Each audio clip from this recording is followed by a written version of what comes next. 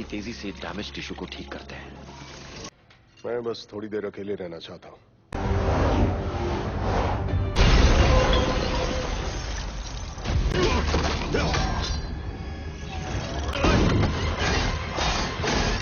कहानी की शुरुआत में रे को दिखाया जाता है, जो कि एक फौजी है। रे के किसी साथी को बंदी बना रखा है और रे उसी को बचाने के लिए जा रहा था।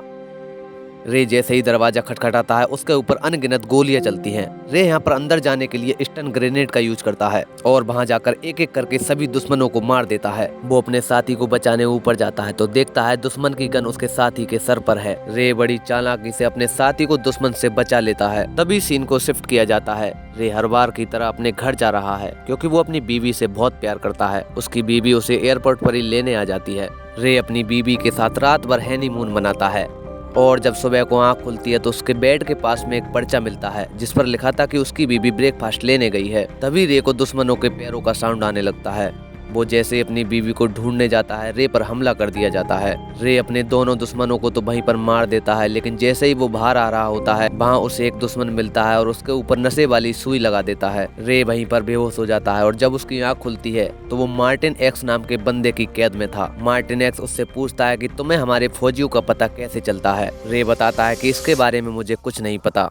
मार्टिन रे की बीवी को उसके सामने रखता है और उससे उसकी बीवी की धमकी देकर पूछता है कि बता दो, नहीं तो मैं तुम्हारी बीवी को मार दूंगा। लेकिन रे को तो असलियत में कुछ नहीं पता था। वो अब भी वही कह रहा था कि मुझे कुछ नहीं पता। मार्टिन उसकी बीवी को उसके सामने ही मार देता है। रे को ये देखकर बहुत ज्यादा गुस्सा चढ़ जाता है। वो मार्टिन से कहता है कि अगर तूने मुझे आज जिंदा छोड़ दिया तो मैं तुझे जिंदा नहीं छोड़ूंगा। मार्टिन एक्स रे को भी गोली मार देता है। तभी सीन को शिफ्ट कर दिया जाता है और रे की आंख मशीनों में खुलती है जहां डॉक्टर एमिल उसकी देखभाल कर रहे थे। वहां पर केटी नाम की लड़की आती है और वो रे से कहती है कि तुम बिल्कुल ठीक हो, तुम्हें घबराने की कोई जरूरत नहीं है। केटी के गले में भी एक अजीब तरह का ताबीज पड़ा हुआ था। डॉक्टर वहां पर आ जाते हैं और वो रे को समझाते हैं कि तुम्हें हमने बचा लिया है। रे उनसे पूछता है कि मुझे ऐसा क्या हुआ था और मैं यहाँ पर कैसे आया। डॉक्टर रे से बताता है कि तुम एक्सपायर हो गए थे और तुम्हारी बॉडी को फौजियों ने हमें डोनेट किया था। तुम्हें मैंने अपने तरीके से फिर से जिंदा किया है। डॉक्टर रे को सब बात बताता है। वो उससे कहता है कि हमारी एक RTS नाम की कंपनी है जिसमें हम कई सालों से कई लोगों के साथ ऐसे काम कर चुके थे, लेकिन हमें सफलता नहीं मिली थी। लेकिन आज जब तुम जीवित हुए तो हमने तुम्हारे रूप में एक सफलता को हासिल कर लिया है।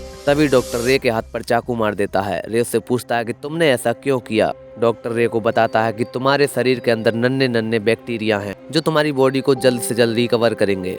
और वो रे को इस बात का सबूत अपने माइक्रोस्कोप के अंदर भी दिखाता है।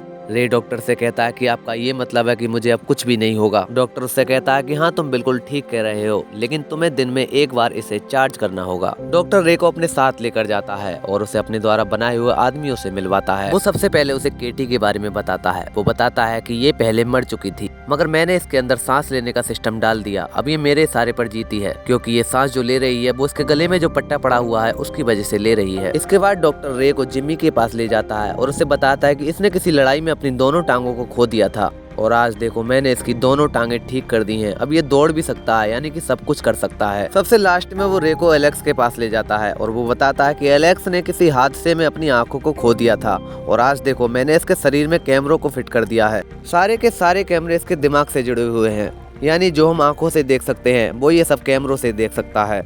रे डॉक्टर से कहता है कि ये सब होने के बाद मैं अपनी याददाश्त को खो चुका हूँ। केटी रे से कहती है कि तुम चिंता मत करो, धीरे धीरे तुम्हें सब कुछ याद आ जाएगा। इसके बाद में रे सोने के लिए चला जाता है और उसकी रात में ही आंख खुल जाती है। वो अपनी ताकत को आजमाने के लिए वहाँ के जिम में जाता है। सबसे पहले बॉक्सिंग वाले गद्दे पे वो एक घूसा मारता है, लेकिन वो एक घूसा में भी फट जाता है। रे सोचता है कि क्यों ना अपनी ताकत को एक पिलर पर आजमाया जाए और वो पिलर में ऐसा घूसा मारता है कि पिलर का सीमेंट छुटा देता है। 2-3 घूसे मारने के बाद पिलर चटक जाता है। रे को पता लग चुका था कि उसके अंदर बेशुमार ताकत आ गई है। इसके बाद वो केटी को उसके स्विमिंग पूल के अंदर नहाते हुए देखता है। वो उस पानी के अंदर ही सारे करतब दिखा रही थी, क्योंकि वो पानी के अंदर भी सांस ले सकती थी। केटी पानी से बाहर निकलकर आ जाती है और वो रे के पास आकर बैठ जाती है। केटी और रे की दोस्ती हो जाती है और वो रे को वाइन बनाने के लिए वाइन शॉप पे ले जाती है। वहाँ जाकर रे को एक गाना सुनाई पड़ रहा था और वो वही गाना था जो मार्टिन एक्स ने उसकी बीवी को मारते समय उसे सुनाया था। गाने की आवाज कानों में पड़ते ही रे को गुस्सा आने लगता है और वो किसी जरूरी काम से कहकर बाहर जाने लगता है। वो वहाँ से गाड़ी को उठाता है और मार्टिन एक्स को मारने के लिए निकल जाता है, लेकिन ये बात डॉक्टर एमिल को पता लग जाती है। वहाँ पर एक एरिक नाम का लड़का भी था जो RTS कंपनी के सारे सिस्टम को संभालता था। डॉक्टर एरिक से कहता है कि जल्दी से मुझे रे से कनेक्ट करो क्योंकि मुझे उसे वहां जाने से रोकना है। डॉक्टर रे को रोकने की बहुत ज्यादा कोशिश करता है लेकिन रे कहां रुकने वाला था। रे वहां से प्राइवेट जेट को उठाता है और मार्टिन एक्स के शहर में निकल जाता है। डॉक्टर एमिल और रे ऐसी टेक्नोलॉजी से जुड़े थे जो आपस में कितनी भी दूर चले जाएं वे कनेक्ट रह सकते थे। रे के पास एक और पावर थी, वो अपने दुश्मन की गाड़ी को किसी भी शहर में स्कैन कर सकता था। इधर मार्टिन एक्स के आगे पीछे 5 गाड़ियां थी जो उसकी सेफ्टी के लिए थी। मार्टिन जैसे ही पुल के नीचे से गुजरता है पुल की सारी लाइटें बुझ जाती हैं। मार्टिन समझ जाता है कि कुछ ना कुछ घपला होने वाला है और वो सबसे आगे वाली गाड़ी को पता करने के लिए भेजता है। गाड़ी जैसे ही आगे पता करने के लिए जाती है गाड़ी का एक्सीडेंट एक बस के द्वारा हो जाता है। मार्टिन के कान दुश्मन के डर से खड़े हो गए थे। उसे पता लग गया था कि कोई ना कोई उसे मारने के लिए आ गया है।